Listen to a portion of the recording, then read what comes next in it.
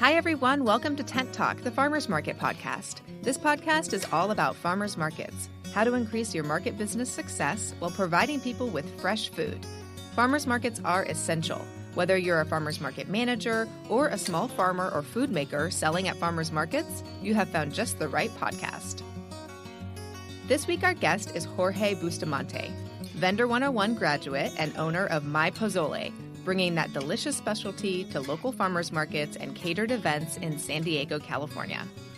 Hey everyone, I'm one of your hosts, Bridget Myers. I'm a longtime farmers market manager and education coordinator at Farmers Market Pros. And I'm Kat Fields-White, Director of San Diego Markets, still an active farmers market manager and consultant, founder of Farmers Market Pros, and host of Intense, the Farmers Market Conference, and the Farmers Market Pros community. And I'm Justine Marzoni-Mead, Tent Talk producer, marketing director for Farmers Market Pros, and logistics coordinator for Intense, the Farmers Market Conference, which is an alarmingly close thing that's happening any second now. Any minute. Happening right now. Right now. Almost. We're almost there. We're almost there. So We're very excited. So excited. Actually, you still, at the very last minute, can register. Yeah. So feel free to Yeah. pop on farmersmarketpros.com and make that last minute decision to get on an airplane or drive and Pack your bags, baby. see your tribe in San Diego. Today's episode of Tent Talk, the Farmers Market podcast, is supported by Square, helping small farmers, food makers, crafters, and market managers increase their incomes by making it easy to process credit and debit card sales on the street and in the tents. We use Square ourselves, both for selling shopping bags and T-shirts at our market info booths and for invoicing farmers and vendors online for space fees. The income you generate appears promptly in your bank account without spending time or money on end-of-day closeouts. Square's user-friendly system makes it easy to track inventory and even payroll and generate clear reports. For more information on reducing stress and increasing your income with Square, click their logo on the resource page at farmersmarketpros.com. Well, welcome back to Tent Talk. Today we are talking with Jorge Bustamante, owner of MyPozole. When COVID-19 forced Jorge to shut down his previous business, he saw a new opportunity to follow his dreams and share a special recipe that had been in his family for generations. Now, almost 2 years later, MyPozole continues to grow thanks to Jorge's hard work and all the San Diego Farmers Market customers that enjoy and recommend his delicious product. Welcome to Tent Talk, Jorge. Thank you so much for having me. I've been a huge fan of the podcast for a while, and I'm pretty honored to be invited to be on, so I appreciate it. Oh, good. Aww, And I'm a huge fan of the pozole. I eat it every Saturday. It's really good. We're just fans of each other. That's right. So, Jorge, do you want to just give us a little kind of background and how you, like your personal and professional background, and what were you doing before you launched MyPozole? Okay, so prior to launching MyPozole, I had another business, which was a transportation service for children. I guess the best way to describe it was like an Uber for kids. It was mainly designed to help busy families that, just needed to get their kids to extracurricular activities. Some people had some issues with school transportation as well. So spent about 3.5 years building the business. And we had actually, grown it to a pretty good level. We were helping about 100 families in the Poway Unified School District area. And then COVID happened. Wow. So then went from to totally zero, I'm sure, just because no kids were going anywhere. Overnight, it was just, we had to completely shut it down because the schools completely shut down. So, oh, man. Wow.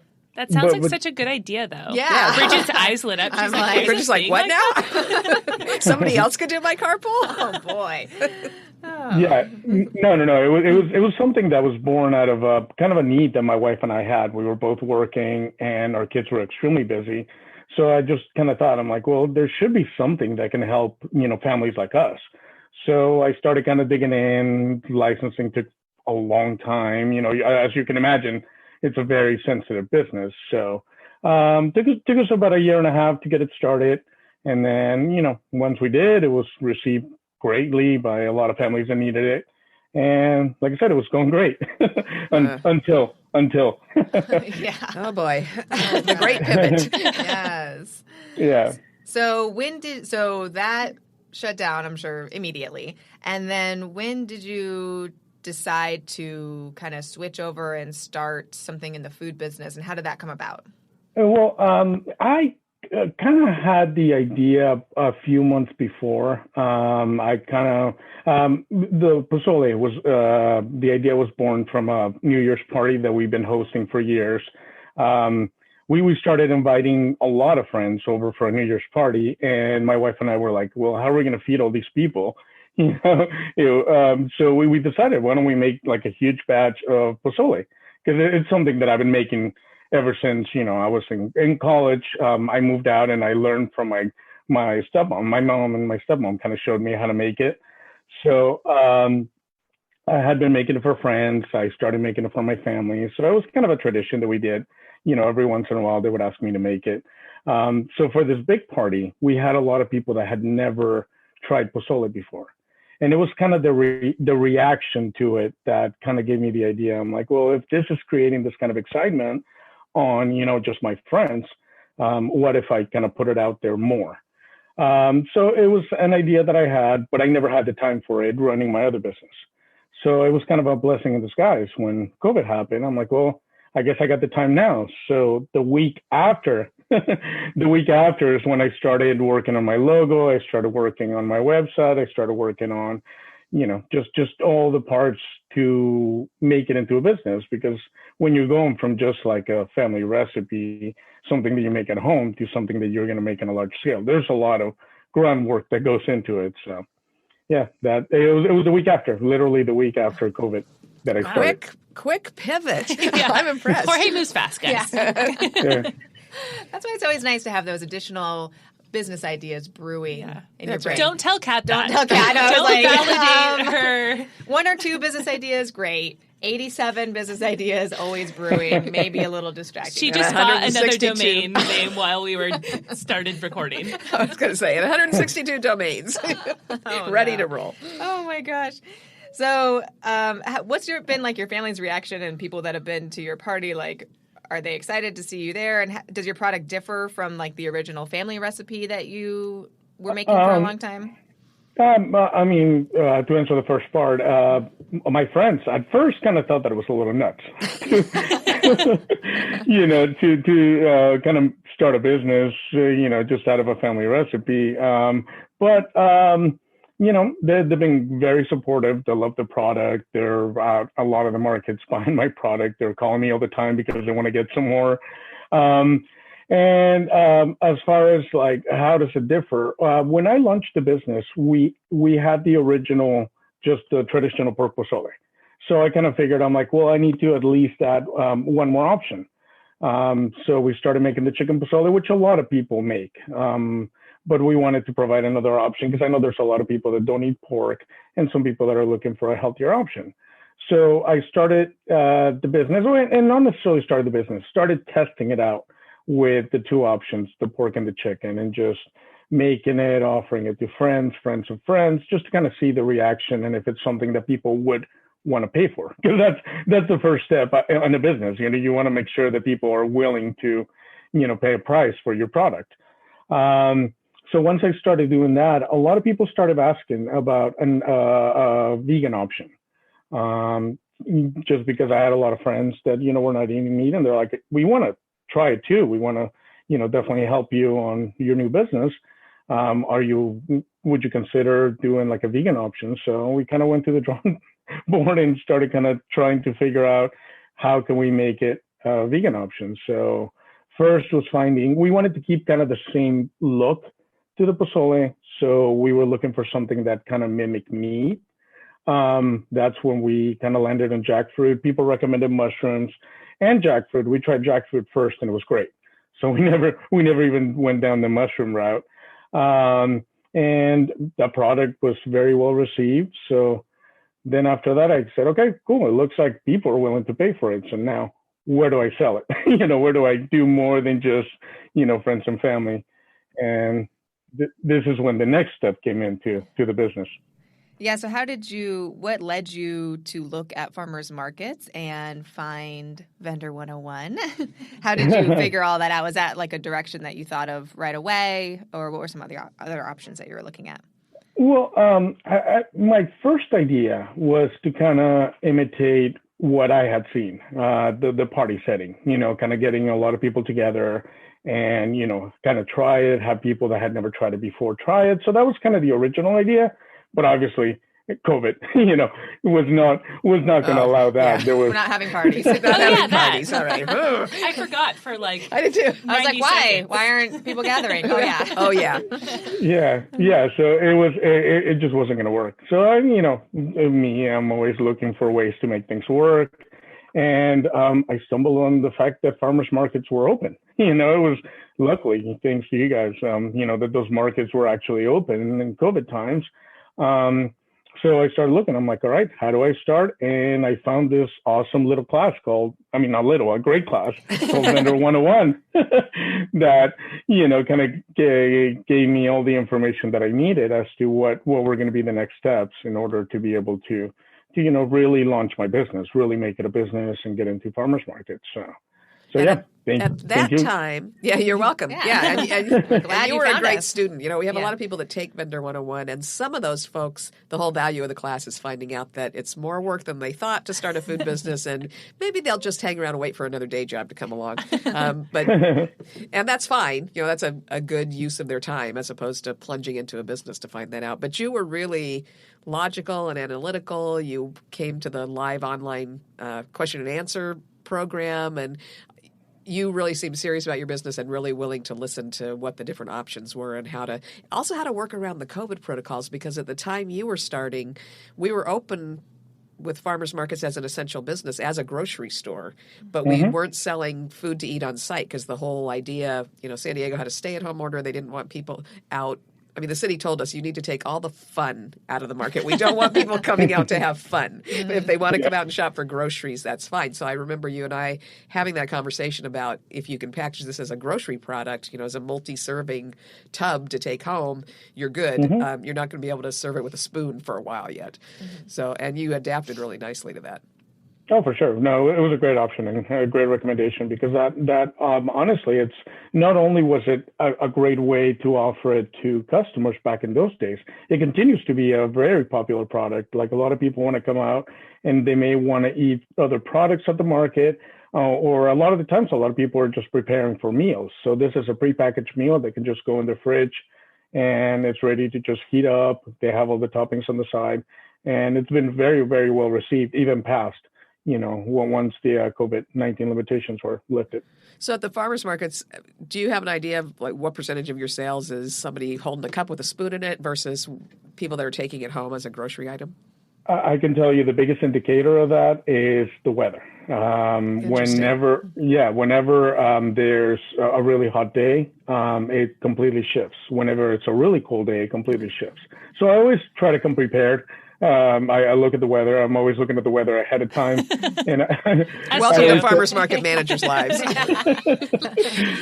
Yeah, and I always joke with my customers that I'm probably one of the few people that sees a cloudy day and just starts getting excited about it. Because, rain or shine? Is it raining? Yes. Yeah, we don't want too much rain because that's going to keep people away. But just a little bit of rain to get people enough to come out and want to have a hot cup of pozole. It's always a great thing for us.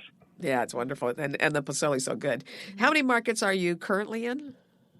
So right now we are doing seven markets a week. Oh, wow. Yeah. Well, that's a lot. It's getting busy. It's definitely getting busy. One of those markets we do every other week, but all the other markets are, every week. And in some of them, one actually we're still subbing in, but luckily we've been able to be there every week. Oh, nice. Good. So what kind of team do you have that helps you cover all those markets? So as far as the markets, I have family has been they've been awesome. I have my dad he's always been supporting me on everything that I do, and he's always out in the markets helping me. My stepmom as well. They normally run whenever I do double markets. They're the ones that are ready to kind of run a market by themselves.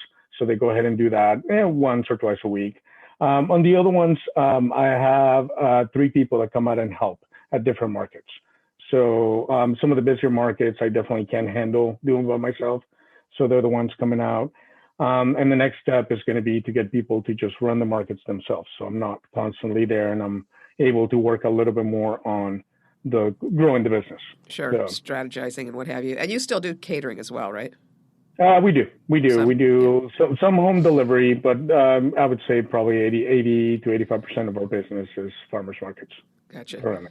So your business is pretty streamlined. My husband has always been in awe of people like WD-40 that just sell one thing, or In-N-Out, which has a really, really streamlined menu, that's very successful as a chain. So, you only offer those 3 versions of pozole, right?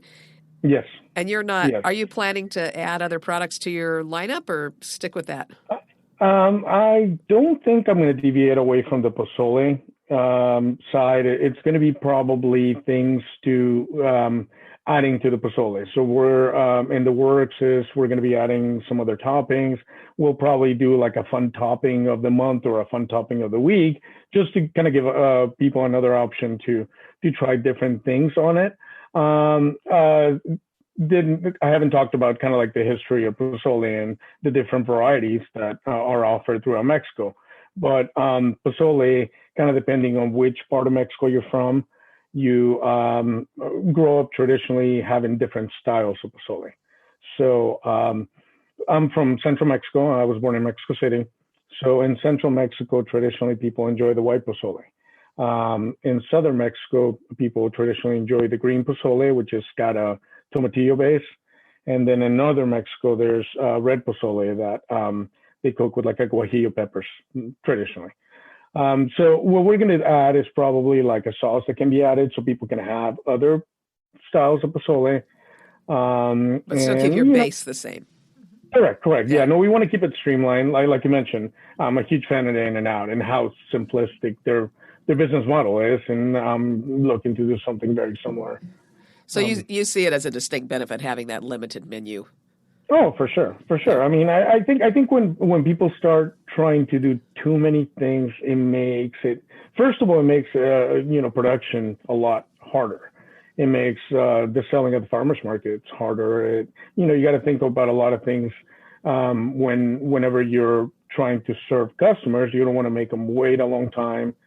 So I try to keep it as simple as possible so that people get their product as fast as possible. Yeah, I've seen you manage a good line really efficiently, so that's nice. And it probably helps with waste reduction, because if that's the trick. If you've got a huge long menu, trying to anticipate what's going to be the hot seller that day and what may be spoiled by the end of the day and not be able to be reused gets tricky. Yeah, no, most definitely. That's a big part of it. So, with time, there may be some different things that we do, but right now, that's kind of the vision right now. Yeah, you seem really focused. It's always impressed me about you. It's working. Yeah, it's working. Let's not fix it. It's working. Another thing about the MyPozole booth at the market is just the booth itself it's like such a, we'll post a photo on Instagram with this episode so y'all can see it, but it just has like a really distinctive look to it, but it's not busy. Like, it's a very like streamlined booth, but it really stands out. It looks like a wood storefront. Yeah, it looks like a storefront. It looks like a shop. Yeah, it's so cute. They build it every week. So first of all, it looks really heavy, but it must. So can you just tell us like how you came up with that look and how logistics of getting how do you do market. It? How do you do what you do? Okay, so I'll start with how I came up with the idea. Like everything I do, sometimes I kind of like try to go a little bit, I guess, involved. So you're a lot. Yeah. I was looking for something that would stand out, because obviously with the product that I'm dealing with, a lot of people, actually, I would say a large majority don't know what pozole is. So my thinking ahead of time is like, okay, well, if I'm going to be at the farmers markets, I need to kind of figure out a way to get people's attention, do something a little bit different. There's a business book by Seth Godin. It's called The Purple Cow, which talks about like when you're driving through a field of cows, you obviously are going to see that there's a bunch of cows, but you don't really pay attention to any of them. But if there happen to be a purple cow sitting there, you would like totally look at it right away and be like, all right, that sticks out. So that's kind of the concept that I was going for. I'm like, okay, well, I want to do something different, to get people's attentions, because first is going to be getting their attention and then be able to talk to them about the product and kind of let them know about Pozole. So yeah, I started just kind of looking into it. I found that booths like that are kind of popular in London. I kind of started kind of doing my research, and I noticed that a lot of them, in some of the markets, just looking through photos, that a lot of people in London in some of the markets had those. So I started kind of figuring out, like, how am I going to build this? How am I going to make something that can be put up and taken down, multiple times now a week? So I try to find like the lightest wood possible, the easiest way to, put it together and take it apart. And, I guess, it's a little bit of extra work, but it's totally worth it. It makes it kind of comfortable to have that counter that I can deal with people coming up to the counter, and perfect storage down below on the shelf. So yeah, it seems to work pretty well. Cool. And you'd have to see it, but Jorge has the tidiest freaking booth I've ever seen. So clean. It is so tidy. It's like cleaner than any restaurant I've ever seen the kitchen of. It is. It's amazing. Yeah. The health department people must just love you. Do you have two of those storefront pieces that go on the front of the tent, since you're doing two markets at once now? I don't. The time that it took to build the first one, it's something that it was great prior to starting the business. I just don't have the time to do it anymore. So the second one is just your traditional, farmers market setup with, a banner in the front, a banner on the top, and, tables and everything. So maybe in the future I'll be able to build something similar, but right now, I just don't have the time for it. Well, just don't stop bringing it to Little Italy. We love it. It's funny to think back at those early COVID projects we were all doing. I built a fence at my house and refinished my front door and was doing stuff like that. And now I'm like, I'm never going to do that again. We don't go quite that deeply now. We're back to all that real life standard stuff. But when you're doing a booth that's got a banner on it and things, it seems like your branding is really consistent and clean and recognizable. So do you make sure that your banner setup gives the same feel as your wooden booth front? Most definitely. One of the other aspects of the business that I believe are very, very important, because sometimes it could be even more valuable than the product, is the brand. So you need to keep the brand very consistent. I not only do it to the front of the booth, I do it with all my packaging. I keep the logo the same, just so people can differentiate. Like, people can know, all right, well, this is the pozole that I had. Not, I had very good pozole, but I had no idea. I can't remember the name of the business. So yeah, I try to keep the branding very consistent. So we're just going to invite you in to help teach Vendor 101 now, because that's what we're always preaching: consistent packaging. Clearly paid attention. When people get to that empty container, you want them to know where it came from. Exactly. So Jorge, for sure, since you've done such a great job at both selling hot food and take-home food at the market, what advice would you give to other prepared food vendors that sell at the farmers market or are thinking of selling at the farmers market? The biggest thing that I would do is, the whole thing is an experience. Like, you want to make sure that the customer, remembers you not only for your product, not only for your service, but for the whole overall interaction. Make sure that you keep everything very consistent. You want to make sure that people always get the same product. There's no deviation in the flavors or anything. There's no deviation in the service. There's no deviation on the packaging. Everything consistent, because whenever you may have a time where you wow a customer, but if that same customer comes back and you give them, a subpar experience, they're not going to keep coming back to you. So maybe you don't need to wow them every time, but just, keep them happy and keep it consistent. So consistency is a very important aspect. Yeah, really good advice. Yeah. And I love whenever I get my pozole on Saturdays, and I always get the jackfruit one, and I have to say it has the perfect. It has the consistency of chicken. It just falls apart really nicely, and it's really nicely flavored.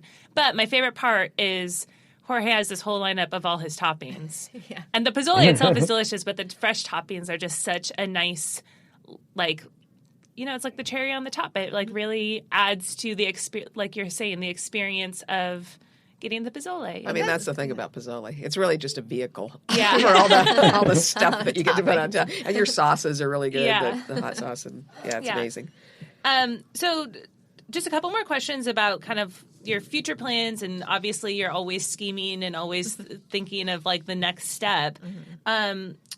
Where do you see MyPozole down the line? Like more farmers markets, more pop-up events? Is it catering? Is it home delivery? Where do you kind of see yourself gravitating towards for this business? I mean, the biggest thing, my plan down the road, it's going to be more farmers markets, more events, more caterings. One of the things that we've been kind of dealing with is we've been working out of a shared kitchen. So here shortly, we're going to be getting our own production kitchen. We also just signed a lease for a warehouse too, because when you guys know when it comes to farmers market equipment, it's a lot. Right. So you can't. Like keeping that at home, it's not an option anymore. So you can buy your packaging and things so much more economically too if you can buy large quantities, if you got a place to put them. Of course. So we're doing that. We were not doing it together just because we were trying to keep the investment a little bit lower. So we're joining a ghost kitchen, but the space is very limited. So hence the reason why we're having to do a kitchen and a warehouse as well. So what we're looking for is to just grow the amount of markets, the amount of events that we're doing, and then just kind of see where the business goes from there. I mean, brick and mortar maybe down the road, but it's something that right now we're just trying to build the same model, trying to perfect the same model and see how it goes from here. I mean, is it something that we could expand to other cities? Maybe. It just kind of depends on what, time, what the customer wants. I mean, because basically that was kind of the best things about starting the business at a farmer's market, is being able to get the feedback from a lot of customers and kind of wanting, seeing what they want.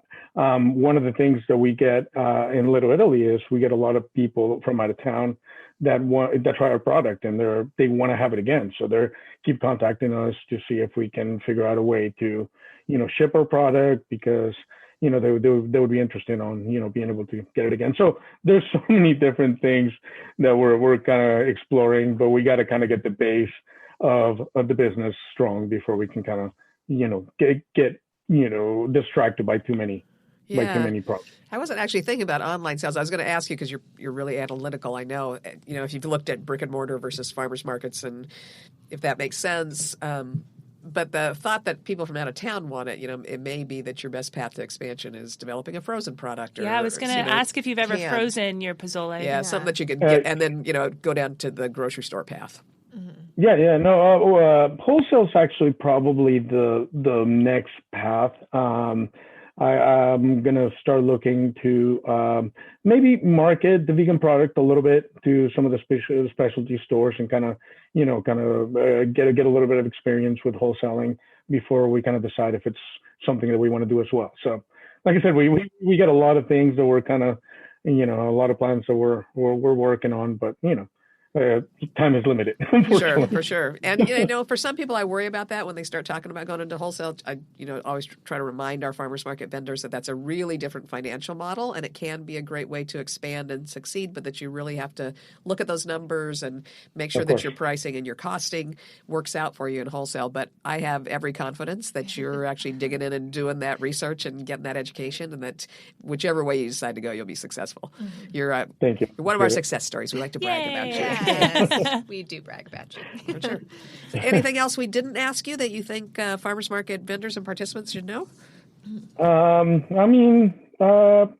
guess I would say, a business is all about people. It's all about people, and it's always, finding good people. I've been lucky enough to find a great production team that helps me. I mean, at the beginning of the business, I was having to do all the cooking, all the selling, all the packaging, everything myself. And I was able to find some awesome help. I have three ladies that helped me in the kitchen and do with the production and everything. And they've been awesome. So I just didn't want to, finish this podcast by saying they've been great. That's terrific. A great asset to grow in our business. And they're not family. They're not family. Yeah. So how are They're you like finding family. employees They're like- nowadays? Yeah, right. They become like your We're all family. one big family, our market family. How did Yeah. employees are hard to find right now. How did you locate good employees? You know what? My first hire, Anna, she was working in the same shared kitchen that I was working at, and when I needed some help, I asked if she was interested in helping me a little bit. And shortly she's been taking on more and more and more, and she's been great.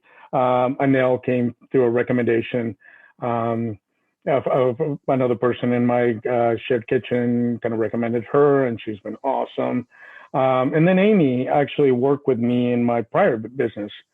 So, I asked her, I'm like, hey, there's a lot to do. So if you're interested in helping with anything, and she's been great. That's great. That seems to be what we're hearing more and more, is that finding people tends to be that kind of word of mouth and who you know and working your networks. It's not as successful right now to just post an ad somewhere, it seems like. But good job, and I'm sure you're a great employer. Thank you so much for talking with us today, Jorge. It's been just a pleasure, and we'll be picking up pozole on Saturday morning. Yeah, See can't you wait. Saturday. It's going to be a chilly No matter day. what the weather. No matter what the day. I mean, We start early. It's always chilly when we're there. So I know for sure. Thanks so Thank you so much, much for having me. Jorge. I really appreciate it. Yeah, we'll see you Thank you. soon. Okay, Thanks, bye. Jorge. thanks for listening today, and big thanks to Square for helping farmers market participants and managers increase their income and reduce their stress, and for supporting Intense, the farmers market conference. To sign up for easy credit card processing on site at markets and simple invoicing back at your desk, just click the Square logo on the resource page at farmersmarketpros.com. Farmers markets are all about connection, and all of us, operators, farmers, and vendors, keep learning. Join us and your fellow market participants at the 6th Annual Intense, the Farmers Market Conference in San Diego, California on March 7th, 8th, and 9th, 2022 to grow your market and your community. Connect with people just like you from various parts of the country and share what's happening in your area in the terrific conversations over in our private Facebook group, the Farmers Market Pros Community.